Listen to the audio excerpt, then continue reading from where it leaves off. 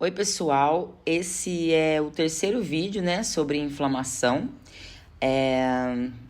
Nos dois primeiros eu falei sobre os conceitos básicos, né, da inflamação e processos e sinais, né?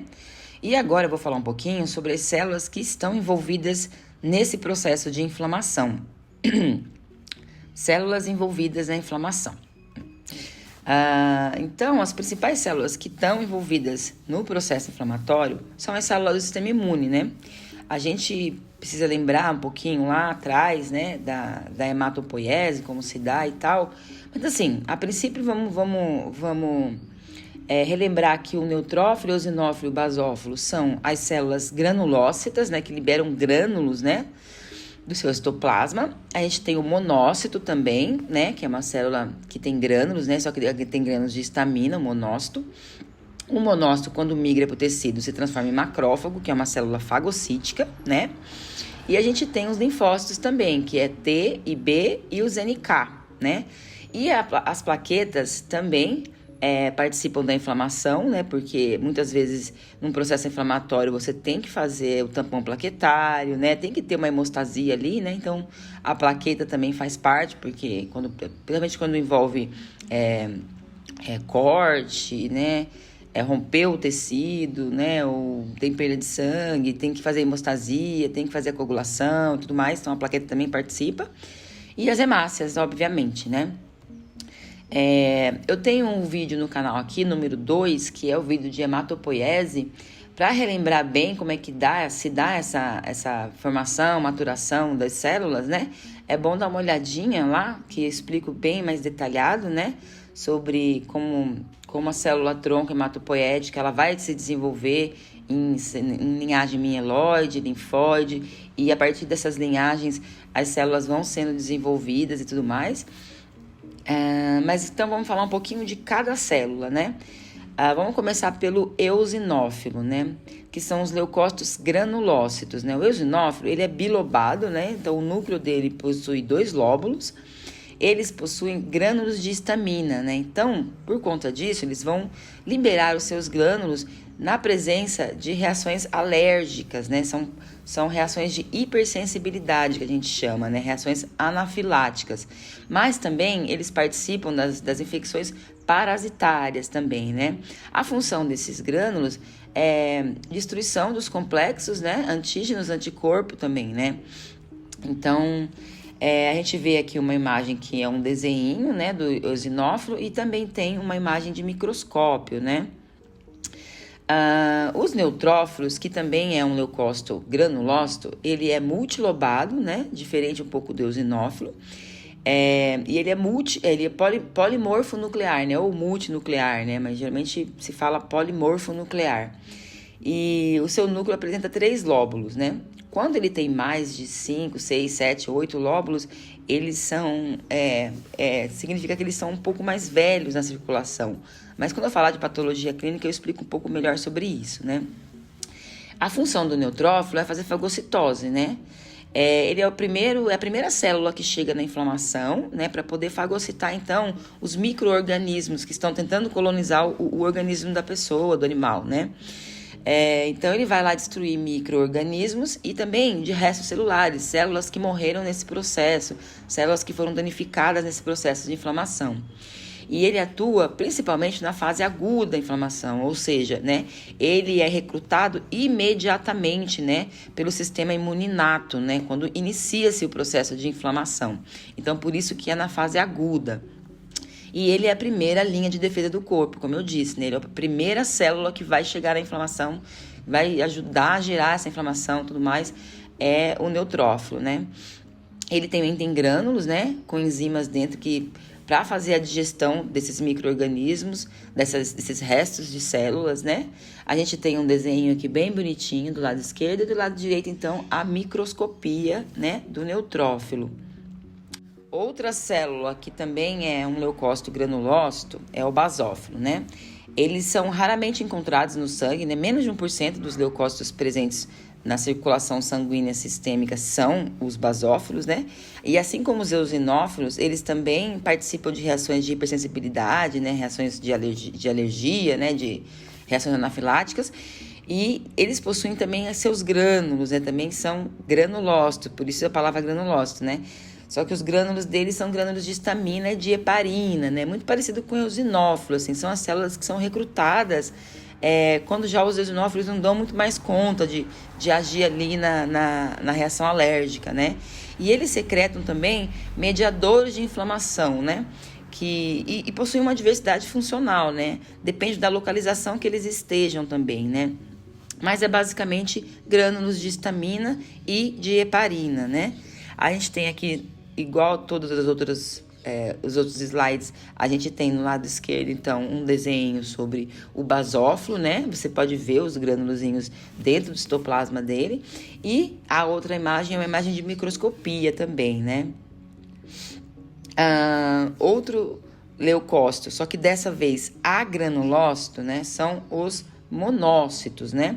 Os monócitos, eles são monolobulados, né? Então, eles são mononucleares, né? Eles têm um núcleo só. E ele apresenta apenas um lóbulo, né?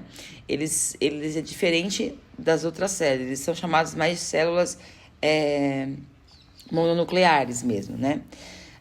Eles migram para os tecidos, né? E quando eles fazem isso, né, por diapedese, né, eles se transformam e se diferenciam em macrófagos, né? Então, quando o monócito está na circulação sistêmica, ele é um monócito.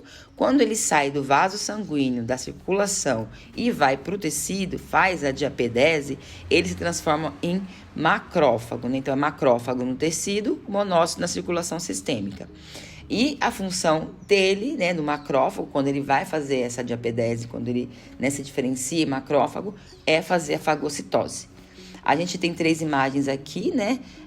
A primeira imagem é um desenhinho de um monócito, a segunda também é um monócito, e a terceira já é no tecido, né, um macrófago. A gente tem também aqui os macrófagos, né, para poder completar essa linha de raciocínio, né? Então, eles são fixos ou circulantes, né? Ele tem alta capacidade fagocitária, né? E ele faz também uma coisa muito importante no sistema imune, que é a apresentação de antígenos aos linfócitos, né? E também tem uma diversidade funcional. Então, além dele fazer fagocitose, dele limpar restos de células que estão mortas no tecido e tudo mais, ele também vai fazer a apresentação do antígeno para o linfócito, para que haja, então, a resposta imune adaptativa, né? Outro linfócito agranulócito é o linfócito B. Falei errado. Outro leucócito agranulócito é o linfócito B. Ele participa da resposta imune humoral, né, junto com os plasmócitos. Ele é mononuclear e eles reconhecem antígenos livres, né, corpos estranhos, micro-organismos que estão ali no organismo, né?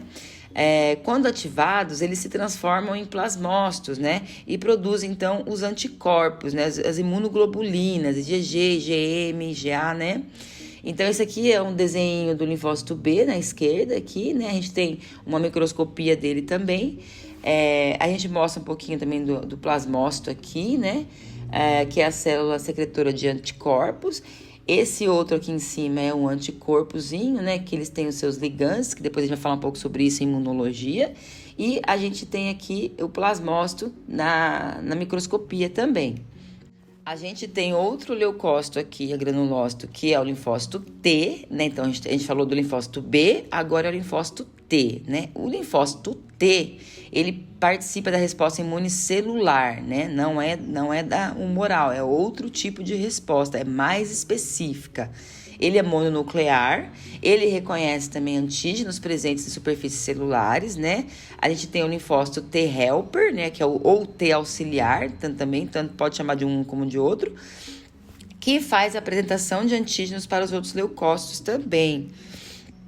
O linfócito T citotóxico, que é outra forma que ele se diferencia, promove a lise das células infectadas por micro-organismo, né? Principalmente no caso dos vírus, né? E o linfócito natural killer, que é o linfócito NK, que promove a lise de células neoplásicas, né? Com alterações genéticas ali, né? No seu DNA. A gente tem também os mastócitos, né? Que também possuem grânulos de heparina e de histamina principalmente, né? E que participam também das reações de hipersensibilidade, as reações anafiláticas, né? Reações alérgicas, né?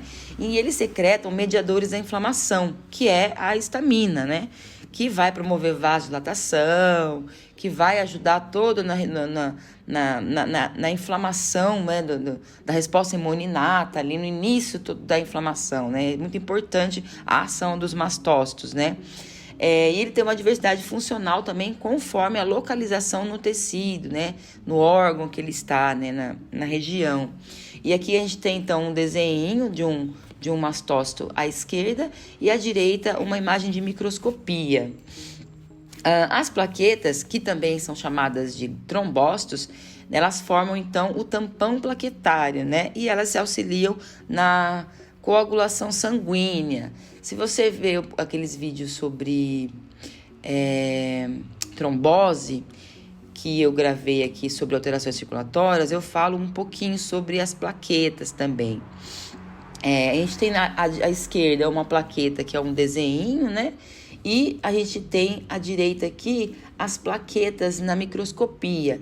Então, elas são esses pontinhos roxinhos bem pequenininhos que estão aí nesse desenho. Nesse desenho não, nessa imagem de microscopia, tá bom?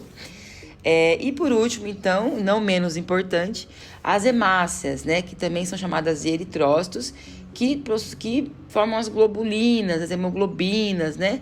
E fazem o transporte de oxigênio e gás carbônico, né? A troca gasosa, que é muito importante também, porque as células precisam de muito oxigênio, de muito ATP, né? Para poder lutar contra uma infecção, contra uma, né? Ou promover inflamação, porque muitas células morrem no processo de inflamação, né?